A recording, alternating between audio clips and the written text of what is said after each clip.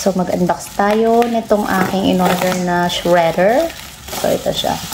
Nabili ko ito ng 11-11 at ako ay may paso pa. Paso yan ng mantika. So, ito hand shredder. Hindi ko alam kung okay ito. So, tingnan natin kasi para yung mga important documents, shred muna natin bago natin itapon. So, yan. Ito yung hand shredder. Nalimutan ko na kung magkano yung bili ko dito. With, yan. So,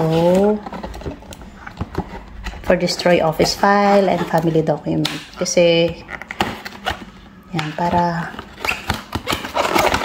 sa natin. Tan-tanan! So, binili ko to nung 11-11. Maliit lang siya, ayan. So, pag inano nyo, parang isang bangka lang. Hindi ko pa afford yung automatic. Try natin mamaya kung okay. So, ito yung tsura. Ang cute, diba? Parang laro. Parang laro. Ay, ano yun? Tapos, ito. Ano to? So, yan. Para saan to? Dito ba to? Ito yung kanyang handle.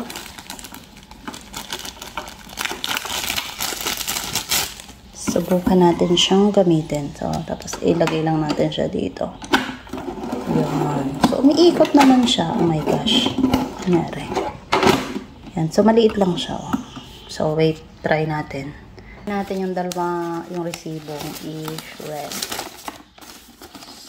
Kung effective ang kanyang bakit ayaw.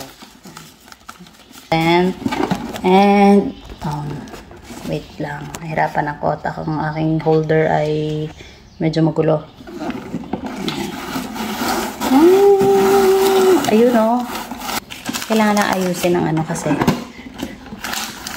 Yan. Medyo mangawit lang. So, yan siya. Oh, yung cute, diba? Yan. So, pwede na. Try ulit tayo ng isa pa. Try ulit natin ito. Yan. Ay. Good. So, yan. Working naman siya. Yan. Thanks for watching. Bye-bye.